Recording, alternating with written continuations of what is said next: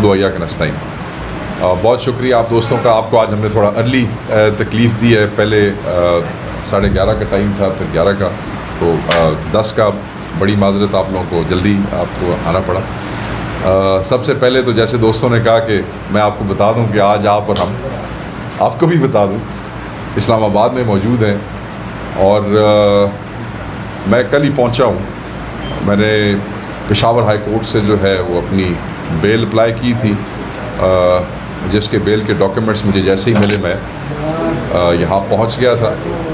और हालात के तनाजुर में ये ज़रूरी था कि कुछ गुफ्तगू जो है वो आप दोस्तों से हो जाए। वैसे भी आपसे मिले काफ़ी अरसा हो गया और कई दोस्तों की शदीद ख्वाहिश थी कि ये काम जो है वो इस्लामाबाद से ही हो और ज़रूरी है। हम बामर मजबूरी वहाँ पे मौजूद थे। अल्लाह किया वो ज़मानत जो है पेशावर हाई कोर्ट ने दे दी, तो इंशाअल्लाह ताला अब एक्टिविटीज़ उसी तरीके से, जिस तरीके से हम पहले आप लोगों के साथ जो है गुफ्तगू करते रहे उस तरह जारी रहे। ज़्यादा वक्त मैं आपका नहीं लूँगा। कुछ चीज़ें हैं वो ज़रूरी है कि हालात के तनाजुर में आपसे की जाए। मैं सबसे पहले तो ये बताना चाहता हूँ इस हुकूमत के हवाले से कि वो कहते हैं ना कि $4 बिलियन की तरसीलात के हवाले से नाच नाच के इनके घुंघरू टूट गए थे। मईशत में बेहतरी आ गई है, स्टेबिलिटी आ गई है। जो इन्होंने खेल तमाशा किया, इधर से प्रेशर हो रहा है, इधर से ट्वीट्स आ रहे हैं, यहाँ से जनाब आर्टिकल्स आ रहे हैं, और वो हम सब ने देखा। मैंने इसीलिए लफ्ज़ इस्तेमाल किया कि नाच नाच के घुंघरू तोड़ दिए कि $4 बिलियन तक हमारी तरसीलात पहुँच गई है। हम पाकिस्तानी हैं, हम यही सुनना चाहते हैं कि पाकिस्तान की मईशत में बेहतरी हो। हम यही सुनना चाहते हैं कि पाकिस्तान की आवाम की जो हालत है उसमें कोई बेहतरी आए। मगर हालात ये है कि जब इनके इशारे आते हैं तो इशारियों में हालात ये ऐसे मालूम होते हैं कि जैसे वो आपने देखा ना कि मोदी की जैसे पाकिस्तान के अगेंस्ट हवा निकल गई है, इसी तरीके से इनकी भी हवा निकल जाती है जिस वक्त इशारे आते हैं। इसीलिए कहते हैं ना कि शरीफों का और मोदी का मामला कोई एक जैसा है। उसमें एक जो कॉमन चीज़ है वो यही है कि जब इशारे आते हैं, जब फैक्ट्स सामने आते हैं, जब चीज़ें अया होती हैं, बेनकाब होती हैं, तो इनकी हवा निकल जाती है। जो घुंघरू तोड़ने की मैंने बात की वो तरसीलात के हवाले से थी। $4 बिलियन एक ही महीने में $4 बिलियन से सीधा लैंड हुए हैं $3.2 बिलियन पे। $80 करोड़ का नुकसान एक महीने के अंदर। यहाँ आपको IMF की एक किस्त जो है वो $1 बिलियन मिलती है 6 महीने के अंदर, और यहाँ इन्होंने $80 करोड़ का नुकसान किया। वो मैं ये कह रहा था कि जितना नच्चे टप्पे सो, जितना तमाशा लाया सी कि तरसीलात यहाँ पहुँच गई हैं। अब तुम्हारे चेहरे जो हैं और अब तुम्हारे एक्शंस और अब तुम्हारी गुफ्तगू, वो कहाँ गए वो सारे नाच गाने और खेल तमाशे। मैं सिर्फ यहाँ तक नहीं रुकना चाहता। उड़ान प्रोग्राम बड़ी उड़ान है जी। 1000 बिलियन की हम इकॉनमी बनाने के लिए जा रहे हैं। आपने सुना ये $1000 वाला बिलियन वाला जो जुमला था वो बहुत जगह पे रिपीट हुआ। आप में से बहुत से दोस्तों ने उस पर गुफ्तगू की, बहुत से व्लॉगर्स ने गुफ्तगू की, बहुत से चैनल्स के ऊपर गुफ्तगू होती रही। मगर आप ये देखें कि इनकी पूरी हिम्मत के बावजूद, इनकी फेक एंड फज पेमेंट्स के बावजूद, याद रखिएगा कि वो जो ग्रोथ है वो 2 मुआशी जो शरह नमूद है वो 2.6 से ऊपर पूरा जोर लगाने के बावजूद जो है ये उसके ऊपर नहीं पहुंच सके। और फिर जो है इसकी जो पूरी तफसीलात हैं, मुज़म्मिल भाई आज हमारे साथ मौजूद हैं और ये पूरी इकॉनमी के हवाले से बात करेंगे। इसकी जो तफसीलात है कि कैसे ये पूरे फेक एंड फंड उसके बावजूद ये सिर्फ 2.6% के ऊपर ये ग्रोथ दिखा सके हैं, वो ये आपको थोड़ी देर में तफसील से बताएंगे। देखें 1947 से लेके 2025 तक 78 साल की तारीख में 3 साल जो पिछले इनकी ये पिछले 3 साल की जो मुआशी ग्रोथ है पाकिस्तान की पॉपुलेशन के हवाले से। अच्छा, अब जिसकी वजह से अब इसके रिपरकशंस भी है, जिसकी वजह से तारीख की बुलंद तरीन बेरोज़गारी और गुर्बत का सामना है आप लोगों को। इस वजह से ये इनके पिछले 3 सालों के करतूतों की वजह से MOUs जो है उदा कब्रिस्तान ला छड़िया ने। इधर MOU साइन करो, उधर MOU साइन करो। कितने MOUs मटीरियलाइज हुए हैं, कितने MOUs ट्रांसलेट हुए हैं। हमें कभी कोई ये प्रेस कॉन्फ्रेंस उस पर कोई PTI के नाल कोई रौला होवे, सुबह से लेके शाम तक वो एक बीबी बोलती है, फिर दूसरी बोलती है, फिर एक बाबा इत्थों बोलता है, फिर दूसरा बोलता है, सुबह से लेके शाम तक। और मुझे पता है आप तो दोस्त हमारे चीज़ें हमारी रिपोर्ट करते हैं, मगर उनकी तो चलवाई जाती है चैनल्स के ऊपर। वो जिस बंदे को कोई जानता नहीं, वेखना नहीं चाहता, सुनना नहीं चाहता, उन्होंने भी असी घंटा लाइव देख रहे हैं। क्या कर, मजबूरी है आप लोगों की, चैनल्स की मजबूरी है, वो चलाते हैं। वो कौन लोग हैं जिन्हें कोई सुनना नहीं चाहता, जिनके पास, जिनको देख के लोग टीवी जो है स्विच करते हैं, मगर उनको अच्छा धेले का, मैं बार बार धेला मैं इसलिए कह रहा हूँ क्योंकि प्राइम मिनिस्टर को धेले का लफ्ज़ इस्तेमाल करने का बड़ा शौक है। धेले का कुछ नहीं है जनाब, मैं यहाँ कहूँगा धेले का डॉलर, ये क्योंकि ये डॉलर वाली सरमायाकारी है। हमें तो ये महसूस होता है कि धेले दे डॉलर की थोड़ी सरमायाकारी नहीं हुई। बताओ क्या, कौन सी बड़ी सरमायाकारी लेके आए। वो फूड चेन एक मेरे ख्याल में वो उसकी बार मिसाल दे रहे थे, अलबैक वाली, वो बहुत बड़ी पाकिस्तान की मईशत के अंदर कोई इजाफा हुआ है, पता नहीं कोई मटेरियलाइज होया कि नहीं होया, इसलिए तक नहीं आया। जिस स्टॉक मार्केट के, वो भी तफसील आपको मुजम्मिल भाई बताएंगे, जिस स्टॉक मार्केट के चर्चे किए जा रहे हैं, और स्टॉक मार्केट में ये हो गया, स्टॉक मार्केट, भाई साहब याद रखिएगा कि जो फॉरेन कंपनीज पाकिस्तान में स्टॉक मार्केट में रजिस्टर थी, वो मुसलसल अपने शेयर्स बेच रही हैं।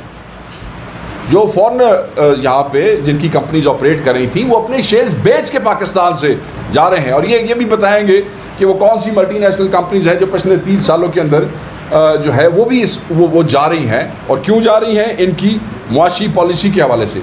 मैंने पेशावर में कोशिश की, मैं बामर मजबूरी वहाँ पे मौजूद ज़रूर था कि मैं वहाँ पे रेगुलर प्रेस कॉन्फ्रेंसेस करता रहता, और पिछले 2-1 हफ़्ते पहले मैंने जो प्रेस कॉन्फ्रेंस की, वैसे तो मैंने आज 5-6 दिन पहले वहाँ प्रेस कॉन्फ्रेंस की, मगर एक प्रेस कॉन्फ्रेंस मैंने किसानों के साथ की, जिसमें पंजाब के किसान, जिसमें सिंध के किसान, जिसमें KP के किसान, बलूचिस्तान से नुमाइंदगी वो हमारे दोस्त पहुँच नहीं सके, उनके साथ बैठ के की, और जिसमें मैंने गंदम स्कैंडल के हवाले से, गंदम के रेट के हवाले से, बिजली के रेट के हवाले से, DAP के हवाले से, यूरिया के हवाले से बात की।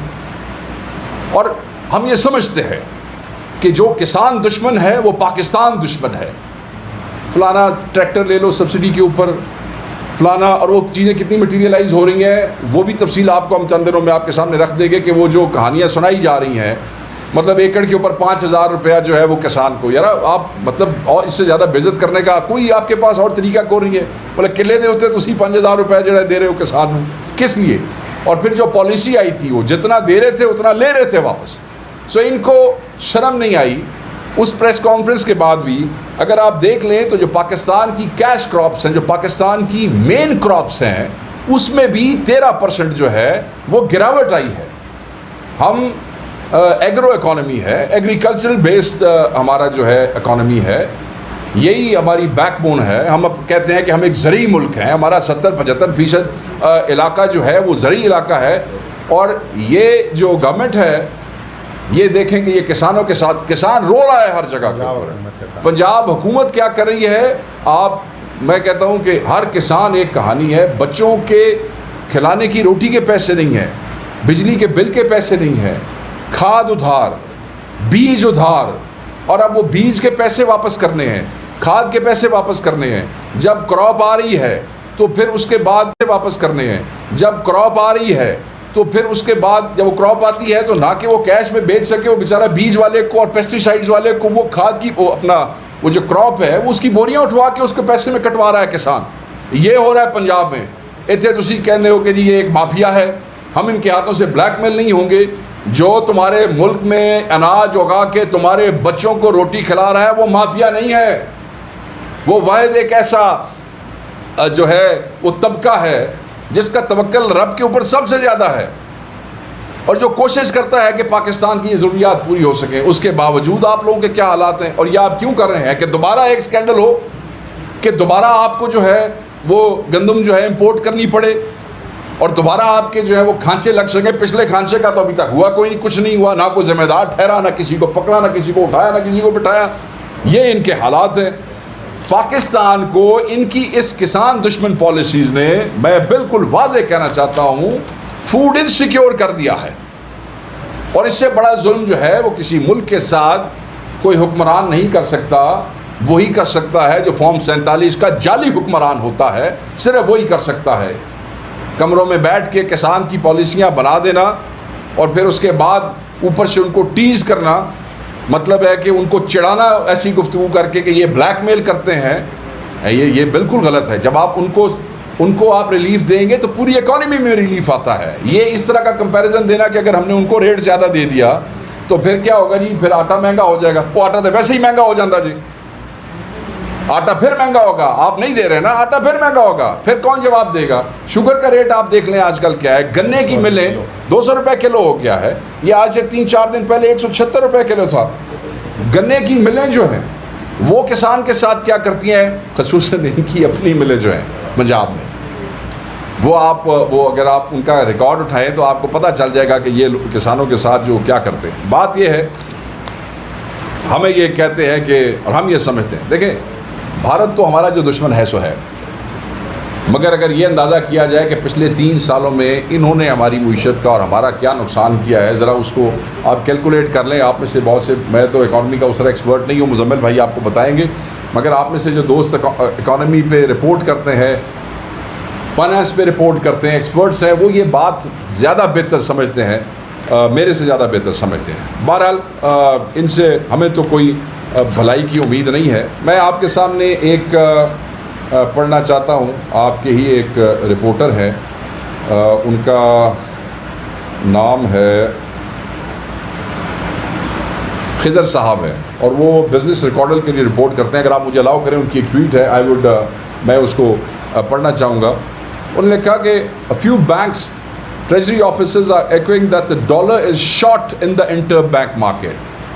डॉलर शॉर्ट है इंटरबैंक मार्केट। वो कहते हैं LCs आर बीइंग डिलेड, और आप बेहतर समझते हैं कि जब LCs जिस मुल्क में डिले होती हैं, जो लोग इंपोर्ट कर रहे हैं चीज़ों को, जिन चीज़ों के हवाले से वो चलनी है, अगर बैंक्स LC डिले कर रहे हैं तो इसका क्या मतलब है? ये जो इकॉनमी हमें बड़ी रोज़ी पिक्चर हमें दिखा रहे हैं, ये आपके दोस्त रिपोर्ट कर रहे हैं। वो कह रहे हैं remittances and their flows slow down after the Indian attack. Now ये गल सुन लो कि रेमिटेंसेस के फ्लोज जो हैं वो स्लो डाउन हुए हैं। वो अल्लाह के बंदे, पाकिस्तानी कौम की हिंदुस्तान के ख़िलाफ़ इतनी बड़ी जीत, इस रिटेलिएशन से पाकिस्तानी कौम का मोराल कितना हाई हुआ है, और आप इतने निकम्मे और नालायक हैं कि इतनी बड़ी फतह के बाद भी आप वो जो इकॉनमी में वो एक फील गुड फैक्टर का फ़ायदा उठा सकते थे और उसको क्रिएट कर सकते थे, आपने वो भी नहीं किया है। इसके बाद तो आपका जो है वो रुपए की कीमत जो है, जिस तरीके से मार्केट और जो आपका चर्चा चल रहा था, तो बढ़ जाना चाहिए था। तो तुसी की कीता कि इस फतह तो बाद भी थोड़ा जड़ा है कि वो डॉलर उत्ते चला गया तो रुपया थोड़ा थल्ले आ गया। ये होता है ना कि वो जी कोई कर लेगा। जब आप खुद ना कि सनम जावेद का केस, बेल उसको नहीं दे रहे, उसका राइट है, नहीं बेल दे रहे हैं उसको। एक दफ़ा तो आपने खुद रिपोर्ट किया मीडिया ने कि उसको जेल वालों ने, वो कहते हैं FIA वाले लाने की कोशिश कर रहे थे, इन्होंने जो मैंने जिस तरह पढ़ा, उन्होंने देने से जेल वालों ने इनकार कर दिया, फिर उसकी बेल कैंसिल कर दी। डॉक्टर यास्मीन राशिद को आप देख लें, इन दोनों ख़वातीन का प्रोसिक्यूशन रिकॉर्ड नहीं ला रही, अदालत में रिकॉर्ड नहीं दे रही। ये सब पाकिस्तानी है। हकीकी यकजहती जैसे इमरान खान ने क्या, हकीकी यकजहती तब आएगी कौम में जिस वक़्त आप मुल्क के अंदर फसाइयत बंद करेंगे, जब आप मुल्क के अंदर विक्टिमाइजेशन जो है वो आप बंद करेंगे। अगर आप लोगों को, सियासी वर्कर्स को, अपने मुल्क के बच्चे बच्चियों को इसी तरह ख़राब करेंगे, इसी तरह उनके साथ जुल्म करेंगे, तो ये कभी भी नहीं हो सकता कि हकीकी जो है हम यकजहती तक पहुँच सकें। ड्रोन्स के हवाले से पार्टी पॉलिसी 3 दिन पहले हमने प्रेस रिलीज़ भी इशू किया, और इस पे मैं दोबारा बड़ा वाज़ेह कह देना चाहता हूँ कि खान साहब की भी हिदायत है गवर्नमेंट ऑफ खैबर पख्तूनख्वा के हवाले से कि वो अपना एहतजाज रिकॉर्ड कराएं, फेडरल गवर्नमेंट के साथ कराएं। ये फेडरल गवर्नमेंट का काम है। इमरान खान के दौर में कोई जो है, आपने देखा होगा कि ज़ीरो ड्रोन्स वाला मामला हो गया था। हम इसकी शदीद मजम्मत करते हैं बहसीयत पार्टी। इसमें एक और इम्पॉर्टेंट चीज़ जो है वो चीफ़ इलेक्शन कमिश्नर के हवाले से है, और वो इसलिए इम्पॉर्टेंट है कि चीफ़ इलेक्शन कमिश्नर एक आईनी ओहदा है। चीफ़ इलेक्शन कमिश्नर इस वक्त हम ये पार्टी ये समझती है कि वो गैर आईनी तौर से वहाँ पे बैठे हैं। भाई आपका टेन्योर पूरा हो गया है, हमारी तरफ से जो है वो जो कितनी दफ़ा हम लेटर लिख चुके हैं, सेनेट के चेयरमैन लिख चुके हैं, सॉरी सेनेट में हमारे अपोजिशन लीडर जो शिबली साहब लिख चुके हैं, उमर अयूब साहब लिख चुके हैं। हम सिर्फ यही समझते हैं, जैसे खान साहब ने कहा कि अगर तो खदशा इनको क्या है, खदशा इनको यही है कोई सही आदमी, कोई नेक आदमी, कोई अच्छा आदमी, कोई दयानतदार आदमी अगर इलेक्शन कमिश्नर बन के आ गया तो फिर क्या होगा। फिर ये हमारे लोग जिनको हराया गया है, हरवाया गया है फॉर्म 47 के, वो सारे असम्बलियों के अंदर होंगे तो ऐ सारे जड़े प्राइम मैंडेट के उत्ते नचते टपते पहने सारे फिर बाहर होंगे। सो इनको असल में यही तकलीफ़ है। खान साहब के हवाले से आपने देखा होगा, मैंने लास्ट प्रेस कॉन्फ्रेंस में भी कहा, उनके बच्चों के जो इंटरव्यूज़ आए उनके बच्चों से बात, कोर्ट ऑर्डर है, कोर्ट ऑर्डर की वायलेशन करते हैं बार बार, एक दफ़ा नहीं। हम उसी हवाले से इस्लामाबाद हाई कोर्ट में जो आपके नौजवान जाते होंगे इसको कवर करते हैं। दे नो कि we have been going back and forth to Islamabad High Court कि भाई जी आप ये कर, और उस पर कंटेम्प्ट, फिर कंटेम्प्ट के अंदर हम जाते हैं, फिर उसका कुछ नहीं होता। तो इस फस्तायत का कुछ नहीं होगा। खान ना पहले टूटा है ना खान अब टूटेगा। ये टैक्टिक्स खान को नहीं तोड़ सकते हैं। मतलब है कि अगर तुम समझते हो कि इस तरीके नाल तुसी पाकिस्तान की सबसे बड़ी पार्टी के कायद को आप इस तरीके से तोड़ सकेंगे तो ये आपकी जो है खाम ख्याली है। 9 मई की आपने ट्रायल शुरू कर दी है, फॉल्स फ्लैग ऑपरेशन था। हम दोबारा यही कहते हैं कि फुटेज जो है वो आप लाएँ, सामने रखें। अगर फुटेज नहीं आएगी तो ये फिर सारा प्रोसेस ही फॉल्स है।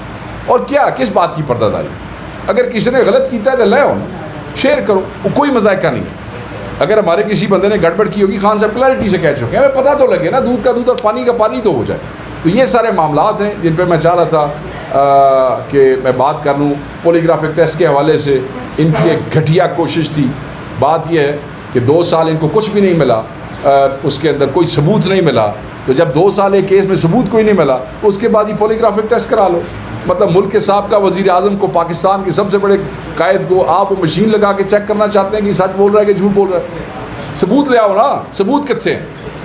हमने अपने लॉयर्स को कहा कि इसको आप चैलेंज करें। वो दौड़ दौड़ के जा रहे हैं, रोज़ गाड़ियाँ लेके आ जाते हैं कि कराओ। तो हम ये समझते हैं कि ये तौहीन और ह्यूमिलिएट करने की कोशिश है। And we will not accept that and we will challenge it. We have said it before and we will do it again. Thank you very much. I am sorry I took a little long, but economy पे बात करेंगे। इमरान खान को इस मुल्क का दुश्मन समझते हैं और वो समझते हैं कि मोदी बेहतर है और मोदी ने कोई नुकसान नहीं किया है, और जो नुकसान किया है पीटीआई ने, मतलब 9 मई का फॉल्स फ्लैग ऑपरेशन, उसको वो कंपेयर करने की कोशिश कर रहे हैं। किसके साथ? 7 और 8 मई के साथ। ये गद्दारी है कि जिस वक्त इस मुल्क पे मुख्तलिफ अतराफ से हमला हो रहा है, इस मुल्क की तमाम अफवाज जो हैं, इस मुल्क की कौम का एक एक बच्चा जो है वो खड़ा है, जिन बच्चों को दहशत गर्द बनाने की कोशिश की जाती रही है, FIA में उठाया जाता रहा है, काफ़ी लोग बच्चों को भी तंग किया जाता है, अभी भी तंग किया जाता है, पेका एक्ट लाया गया है। इसके बावजूद जिस वक्त ऐसी ज़रूरत आन पड़ी, वो बहैसियत कौम इमरान खान के पैगाम पे एक होके खड़े हुए, यूनाइट होके खड़े हुए। DGISPR ने खुद नौजवानों का शुक्रिया अदा किया। कल वो फॉर्मेशन कोर कमांडर जो कॉन्फ्रेंस थी उसके अंदर भी उन्होंने नौजवानों का शुक्रिया अदा किया। कौन नौजवान सन? वो कितों आए सन? बाहरों आए सन। वो नौजवान किसके साथ हैं ये मुझे पूछने की ज़रूरत है या बताने की ज़रूरत है? पाकिस्तान का हर नौजवान इमरान खान के साथ था, है और रहेगा, क्योंकि वो हकीकी आज़ादी के लिए लड़ रहा है, क्योंकि वो रूल ऑफ लॉ के लिए खड़ा है। मगर जब मुल्क की बात आई तो दिल से हर चीज़ ख़त्म करके वो पाकिस्तान के साथ खड़े हुए, बहैसियत कौम खड़े हुए। और स्टैट्स मैंने, आपको याद होगा जो लास्ट प्रेस कॉन्फ्रेंस मैंने की है, मैंने उसमें इवन जो डिजिटल वॉर हमने हमारे बच्चों ने लड़ी है उसके स्टैट्स भी मैंने आपको कंपेयर करके उसमें बता दिए थे। और वह शर्मनाक हद तक इनके गिरे हुए थे ये मुस्लिम लीग नून के। अगर आप उसका कंपैरिजन देखें, एक एक स्टैट जो है वो मैंने आप लोगों के साथ शेयर किया था। और ये कहना कि जनाब वो नुकसान कम और ये तो बंदे ठीक कहते हैं, फिर तुसी मोदी दे यार हो। मतलब है कि आपको इस वक्त भी ये इतनी जो जोश आया हुआ है, इस वक्त ये जो इतने जज्बात आए हुए हैं, और जिसले जंग लगी हुई इसी हौसले करने था ना, जज्बात उस वक्त बोलना था ना, उस वक्त कौम का हौसला बढ़ाना था, उस वक्त अपने जज्बात बताने थे। लेकिन हौसले की ज़रूरत तो उस वक्त होती है जब लोग जंग में होते हैं, जब लोग वॉर में होते हैं, जब एक को सिलसिला चल और तो जी सारे ही बोल रहे हैं तो बोलते रहेंगे। और मैं ये समझता हूँ कि ये लोग जो बिठाए गए हैं, जो फॉर्म 47 के हैं, ये इतने गिर गए हैं कि ये मोदी को पाकिस्तान का कम दुश्मन समझते हैं, क्योंकि ऑब्वियसली जहाँ आपके बिज़नेस इंटरेस्ट हैं, जहाँ आपकी यारियाँ हैं, जहाँ आपकी दोस्तियाँ हैं, जहाँ पे जिंदाल आ रहा है तो जा रहा है, उत्ते फिर खामोशी होनी सी, उसके बाद यही कुछ होना था। तो हम इस बयान की पुरज़ोर मज़म्मत करते हैं। ये नहायत ही घटिया किस्म का इल्ज़ाम लगाया गया है और ये नहायत शर्मनाक है। मैं ये समझता हूँ कि ये वो सोच है जो पाकिस्तान दुश्मन सोच है, ये वो सोच है जो इनकी अक्कासी करती है कि ये किस तरह सोचते हैं, नेशनल इंटरेस्ट इनके लिए क्या है, कौम इनके लिए क्या है और पाकिस्तान बहैसियत कौम इनके लिए क्या है। ये इसकी पुरज़ोर हम मज़म्मत करते हैं। एक और चीज़ जो है वो बड़ी इम्पॉर्टेंट है और वो इसलिए भी इम्पॉर्टेंट है कि हमारे वर्कर्स इस वक्त बहुत मुश्किल में हैं जहाँ पे जेल ट्रायल्स हो रहे हैं। आपको याद होगा चंद महीने पहले जो मैंने आपके साथ प्रेस कॉन्फ्रेंस एक यहाँ पे की, उसमें मैंने कहा था कि हमने ये जेल ट्रायल्स चैलेंज किए हुए हैं। आप कोट लखपत के मैं आपको जेल ट्रायल की बात बता देता हूँ, उत्थे 5 बंदे खलोने की जगह कोई नहीं, मगर वहाँ पे 100 150 आदमी, इतनी सख्त गर्मी, इतने सख्त बुरे हालात हैं वर्कर्स के साथ, मतलब एक कोई इंसाफ वाला मामला कोई नहीं है। और ऊपर से इन हालात के अंदर वहाँ ख़वातीन है, वहाँ नौजवान हैं, वहाँ बच्चे हैं, ये जलील करते हैं उनको वहाँ पे। आप ये देखें कि सनम जावेद का केस